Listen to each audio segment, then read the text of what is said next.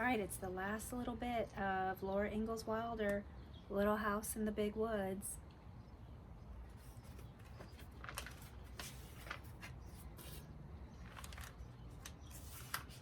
All right, all the machinery made an enormous racket. Rackety banging and clanging. Laura and Mary held tight to each other's hand at the edge of the field and watched with all their eyes. They had never seen a machine before. They had never heard such a racket. Pa and Uncle Henry on top of the wheat stack were pitching bundles down onto the board. A man stood at the board and cut the bands on the bundles and crowded the bundles one at a time into the hole at the end of the separator.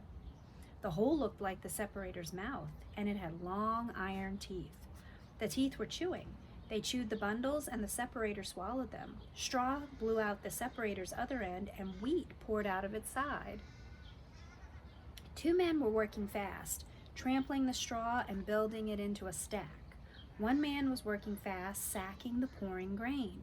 The grains of wheat poured out of the separator into a half-bushel measure, and as fast as the measure filled, the man slipped an empty one into its place and emptied the full one into a sack. He had just time to empty it and slip it back under the spout before the other measure ran over. All the men were working as fast as they possibly could, but the machine kept right up with them. Laura and Mary were so excited they could hardly breathe. They held hands tightly and stared. The horses walked around and around. The man who was driving them cracked his whip and shouted, "Giddy up there, John. No use trying to shirk." Crack went the whip. "Careful there, Billy.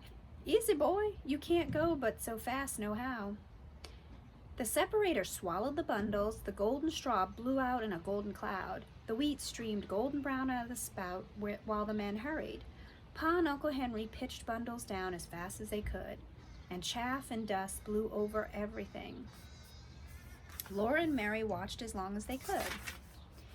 Then they ran back to the house to help Ma get dinner for all those men.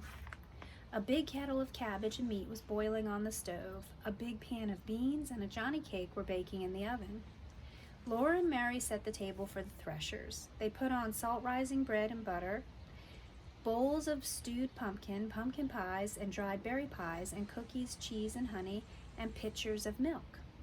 Then Ma put on the boiled potatoes and cabbage and meat, the baked beans, the hot Johnny cake, and the baked Hubbard squash, and she poured the tea.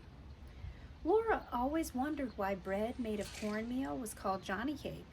It wasn't cake. Ma didn't know unless the northern soldiers called it Johnny cake because the people in the South where they fought ate so much of it. They called the southern soldiers Johnny Rebs. Maybe they called the southern bread cake just for fun. Ma had heard some say it should be called journey cake. She didn't know. It wouldn't be very good bread to take on a journey. At noon, the threshers came into the table loaded with food, but there was none too much, for threshers work hard and get very hungry. By the middle of the afternoon, the machines had finished all the threshing, and the men who owned them drove them away into the big woods, taking with them the sacks of wheat that were their pay. They were going to the next place where neighbors had stacked their wheat and wanted the machines to thresh it. Pa was very tired that night, but he was happy. He said to Ma, "It would have taken Henry and Peterson and Pa and me a couple of weeks apiece to thresh as much grain with flails as that machine threshed today. We wouldn't have got as much wheat either, and it wouldn't have been as clean." That machine's a great invention," he said. "Other folk can stick to old-fashioned ways if they want to, but I'm all for progress. It's a great age we're living in. As long as I raise wheat, I'm going to have a machine come and thresh it, if there's one anywhere in the neighborhood."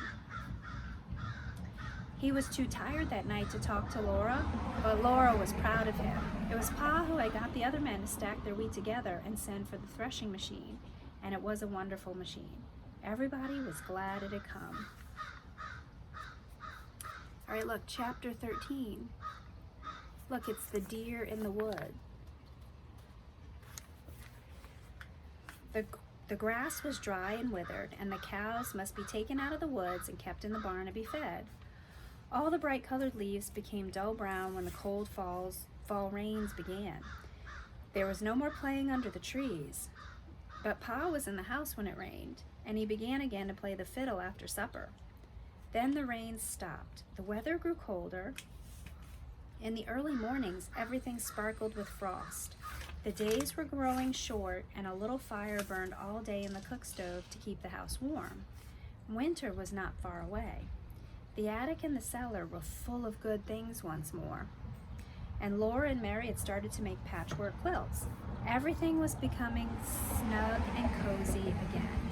Everything was beginning to be snug and cozy again. One night when he came in from doing the chores, Pa said that after supper he would go to his deer lick and watch for a deer. There had been no fresh meat in the little house since spring, but now the fawns were grown up and Pa would go hunting again. Pa had made a deer lick in an open place in the woods with trees nearby in which he could sit to watch it. A deer lick was a place where the deer came to get salt. When they found a salty place in the ground, they came there to lick it, and that was called a deer lick. Pa had made one by sprinkling salt over the ground. After supper, Pa took his gun and went into the woods, and Laura and Mary went to sleep without any stories or music. As soon as they woke in the morning, they ran to the window, but there was no deer hanging in the trees. Pa had never before gone out to get a deer and come home without one. Laura and Mary did not know what to think. All day Pa was busy banking the little house and the barn with dead leaves and straw held down by stones to keep out the cold. The weather grew colder all day. Look, that's what he's doing. He's trying to make sure everything's warm. The weather grew colder all day, and that night there was once more a fire on the hearth and the windows were shut tight and chinked for the winter. After supper, Pa took Laura on his knee, while Mary sat close in her little chair. And Pa said, "Now I'll tell you why you had no fresh meat to eat today.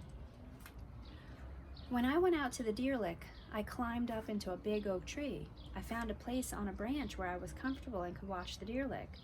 I was near enough to shoot any animal that came to it, and my gun was loaded and ready on my knee. There I sat and waited for the moon to rise and light the clearing. I was a little tired from chopping wood all day yesterday, and I must have fallen asleep, for I found myself opening my eyes.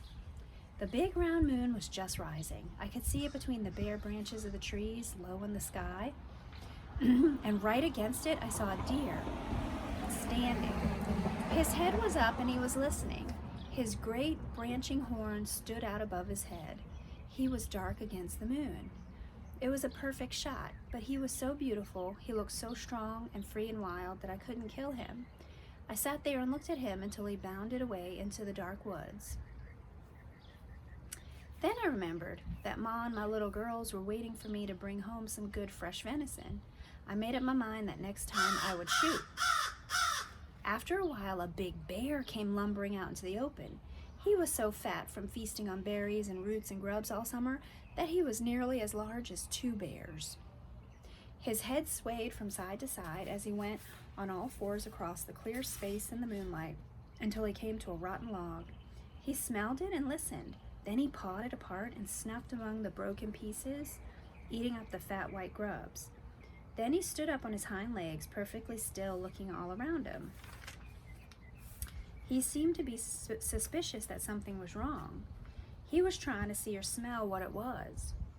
He was a perfect mark to shoot at, but I was so much interested in watching him that the woods were so peaceful in the moonlight that I forgot all about my gun. I did not even think of shooting him until he was waddling away into the woods. This will never do, I thought. I'll never get any meat this way. I settled myself in the tree and waited again. This time I was determined to shoot the next game I saw. The moon had risen higher and the moonlight was bright in the little open place. All around it the shadows were dark among the trees. After a long while, a doe and her yearling fawn came stepping daintily out of the shadows. They were not afraid at all. They walked over to the place where I had sprinkled the salt, and they both licked up a little of it. Then they raised their heads and looked at each other. Then the fawn stepped over and stood beside the doe. They stood there together, looking at the woods and the moonlight. Their large eyes were shining and soft. Look, there's Pa with his gun. Look, there's the doe and the deer. I just sat there looking at them until they walked away among the shadows. Then I climbed down out of the tree and came home. Laura whispered in his ear, "I'm glad you didn't shoot them." Mary said, "We can eat bread and butter." Pa lifted Mary up out of her chair and hugged them both together. "You're my good girls," he said, "and now it's bedtime. Run along while I get my fiddle." When Laura and Mary had said their prayers and were tucked snugly under the trundle bed's covers, Pa was sitting in the firelight with the fiddle. Ma had blown out the lamp because she did not need its light. On the other side of the hearth, she was swaying gently in her rocking chair, and her knitting needles flashed in and out above the socks she was knitting. The long winter evenings of firelight and music had come again. Pa's fiddle wailed while Pa was singing. "Oh, Susanna, don't you cry for me. I'm going to California, the gold dust for to see." Then Pa began to play again the song about old Grimes, but he did not sing the words he had sung when Ma was making cheese. These words were different. Pa's strong, sweet voice was softly singing. "Should old acquaintance be forgot and never brought to mind? Should old acquaintance be forgot and the days of auld lang syne? And the days of auld lang syne, my friend, and the days of auld lang syne. Should auld acquaintance be forgot and the days full of auld lang syne?" When the fiddle had stopped singing, Laura called out softly, "What are the days of auld lang syne, Pa?" "They are the days of a long time ago, Laura," Pa said. "Go to sleep now." But Laura lay awake a little while, listening to Pa's fiddle softly playing and to the lonely sound of the wind in the big woods. She looked at Pa sitting on the bench by the hearth, the firelight gleaming on his brown hair and beard and glistening on the honey-brown fiddle. She looked at Ma gently rocking and knitting. She thought to herself, "This is now." She was glad that the cozy house and Pa and Ma and the firelight and the music were now. They could not be forgotten, she thought, because now is now. It can never be a long time ago. So look, that's it, first graders. That's the end of the book. It's over. So it ends with Pa playing his fiddle and singing and keeping the family safe and cozy. So there you go. Ma and Pa, Laura, Mary, Carrie. I thought this was a good one. So we're done with Little House in the Big Woods. I'm going to keep reading you the storybooks. So keep on the lookout. Keep checking out, go into the Google Classroom and the YouTube for the storybooks. Have a wonderful day. I'm sending you lots of teacher love. Bye.